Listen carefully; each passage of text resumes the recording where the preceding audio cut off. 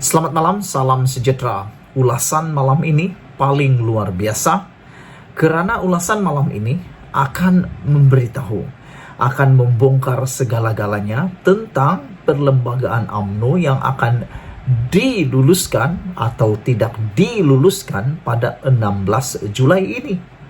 Dalam masa tidak lebih daripada 10 hari lagi, nasib UMNO akan ditentukan. Bukan lagi oleh Zahid Hamidi, bukan lagi oleh Najib Tun Razak, bukan lagi oleh Tokmat, dan bukan juga oleh Ismail Sabri Yaakob. Tetapi nasib UMNO sekarang terletak pada ROS, dan bagi mereka yang tidak tahu, ROS adalah di bawah kendalian kawalan KDN, Kementerian Dalam Negeri, karena Kementerian Dalam Negeri lah yang memantau ROS. Jadi nasib UMNO sekarang terletak pada ROS yang tidak lama lagi kita nantikan. Jangan kemana-mana, kita nak ulas tentang jika pindahan perlembagaan UMNO ditolak ROS, apa yang akan terjadi kepada Zahid Hamidi dan kepada geng-geng klaster mahkamah.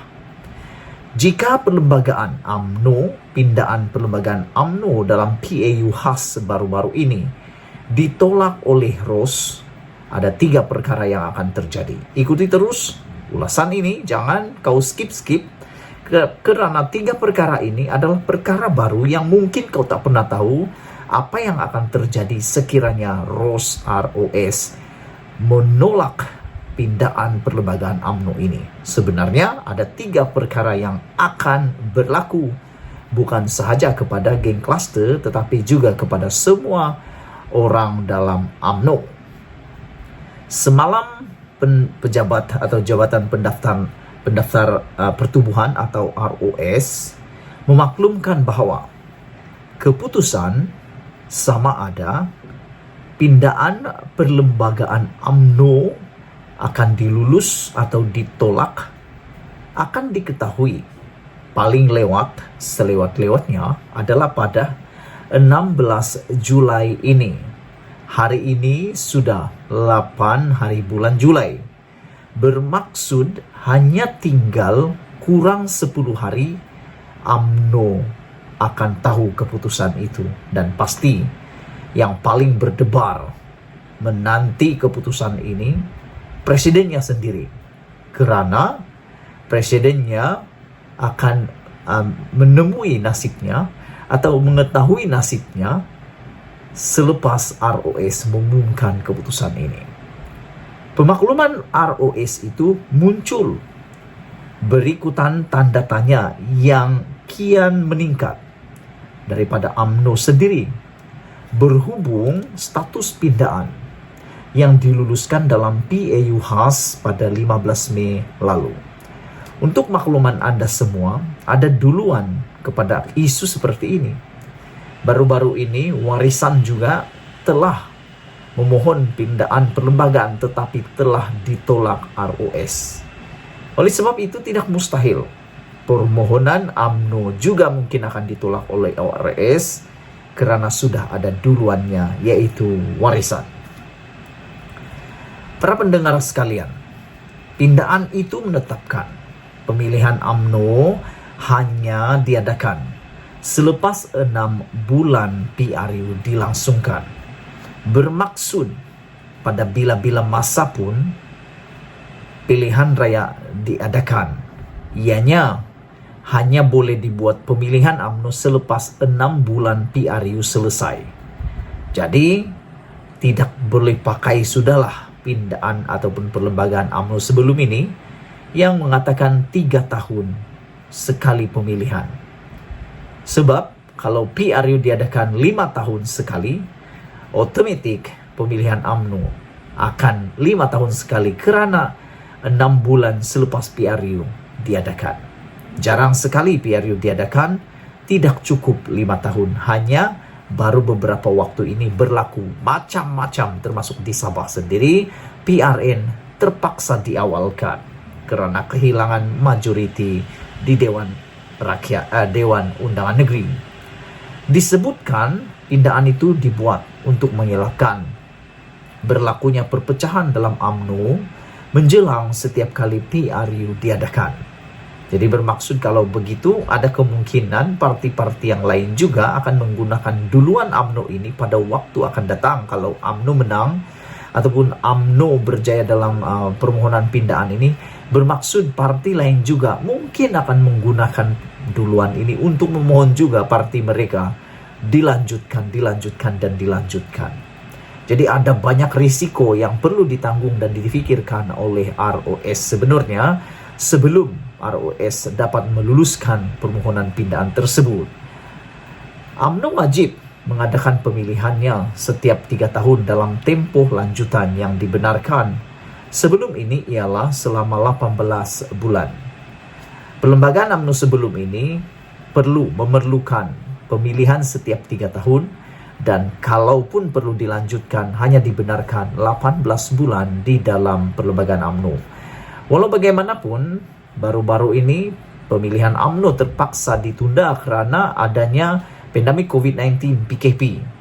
Telah melebihi 18 bulan sebenarnya, dan hari ini mereka perlu, bukan hari ini, pada bulan Desember ini adalah tarikh akhir, mereka perlu membubarkan UMNO pula. Mereka perlu mengadakan pemilihan semula, membubarkan kepimpinan UMNO maksud saya.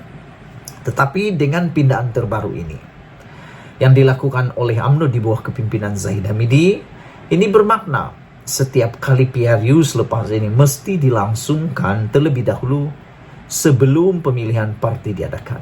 Namun demikian, meski pindahan ini telah diluluskan, ia masih tertakluk kepada kelulusan ROS yang harus membuat keputusan sama ada menolak atau meluluskannya dalam tempo 60 hari selepas PAU khas diadakan. Jadi, sekarang ini ramai orang, terutamanya Zahid Hamidi, amat berdebar-debar menanti keputusan ROS itu. Setakat ini, jangkaan pelbagai pihak berhubung keputusan ROS itu terbahagi kepada 3 kategori. Nah, ini yang saya nak kongsi dengan kamu semua. Ada 3 senario yang bakal berlaku. Menurut pakar dan pemerhati politik, ada 3 senario yang akan berlaku di dalam kelulusan ROS ini. Yang pertama, pindahan itu mendapat kelulusan ROS yang bermakna PRU 15 akan diadakan terlebih dahulu sebelum pemilihan parti. Kedua, pindahan itu ditolak ROS, dan ini berarti UMNO mesti mengadakan pemilihan parti sebelum 29 Desember tahun ini. Ketiga, pindahan itu diluluskan, tetapi hanya berkuat kuasa setelah UMNO mempunyai barisan kepimpinan MT yang baru. Jika Anda tanya kepada saya mana satu yang akan lebih dominan dalam senario ini, saya merasakan yang paling dominan adalah pilihan ketiga, yaitu pindahan diluluskan tetapi hanya berkuat kuasa setelah UMNO mempunyai barisan kepimpinan MT yang baru. Kerana sebabnya barisan kepimpinan MT UMNO yang lama telah melepasi tempo matangnya, perlu dibubarkan, dan undang-undang ataupun perlembagaan UMNO yang baru dipindah itu hanya boleh pakai kepada kepimpinan yang baru, yang masih belum matang waktunya. Dalam arti kata lain, UMNO mesti mengadakan pemilihan parti terlebih dahulu untuk memilih barisan MT, dan pindahan itu tidak boleh dikuatkuasakan pada PRU 15. Sebaliknya, hanya berkuat kuasa pada PRU 16 akan datang. Jadi apa yang berlaku? Jika pilihan pertama menjadi keputusan ROS, ia adalah suatu kemenangan kepada Zahid Hamidi dan mereka yang menyokongnya atau dikenali juga sebagai klaster Mahkamah UMNO. Keputusan itu dengan sendirinya akan menjadikan PRU 15 terpaksa diadakan terlebih dahulu sebelum pemilihan UMNO, sekaligus membolehkan Zahid Hamidi terus kekal sebagai presiden parti semasa pilihan raya nanti diadakan. Tetapi Jika kategori kedua atau ketiga menjadi pilihan ROS, di mana dalam kedua-dua kategori ini, senario ini memerlukan pemilihan UMNO diadakan terlebih dahulu berbanding PRU15. Maka berikutan daripadanya, Zahid Hamidi tiada pilihan lain melainkan perlu berundur diri secara terhormat. Maksud di sini, maksud kata adalah dia akan bubarkan kepimpinan itu dan meletak jawatan secara wajib untuk pemilihan kepimpinan yang baru. Dengan pemilihan parti harus didahulukan sebelum PRU15, inilah masa yang terbaik untuk UMNO memilih barisan kepimpinan barunya sebelum berhadapan dengan pengundian daripada rakyat dalam PRU15. Oleh kerana Ismail Sabri Yaakob telah memegang jawatan Perdana Menteri serta dimuktamadkan sebagai poster boy Barisan Nasional dalam PRU15. Atas apa pertimbangan sekalipun, beliau semestinya wajib dijadikan sebagai Presiden UMNO untuk berdepan PRU15 itu. Zahid Hamidi yang bukan poster boy malah sibuk dengan turun naik mahkamah dengan sendirinya, sudah tidak relevan lagi untuk terus mempertahankan jawatannya. Kalau Zahid Hamidi benar-benar ikhlas mahu melihat BN menang dan UMNO tidak berpecah menjelang PRU15, tiada laluan paling bermaruah mesti dilakukan melainkan memberi laluan kepada Ismail Sabri Yaakob. Jika bertanding juga yang sudah tentu berpotensi menyebabkan perpecahan dalam UMNO akan berlarutan sehingga PRU15 malah mungkin menyumbang kepada kekalahan BN, ini bermakna Zahid Hamidi yang tidak mau berundur itulah yang menjadi penyebab utamanya. Sahbudin.com. Sekian dulu perkongsian ulasan pada malam ini dengan tajuk yang luar biasa hebatnya, yaitu jika perlembagaan UMNO ditolak ROS, ini masa terbaik untuk Zahid Hamidi undur diri. Sebelum kita berpisah, sila tinggalkan komen Anda, tekan butang subscribe, dan kita jumpa lagi. Malaysia kita punya, kita jaga sama-sama.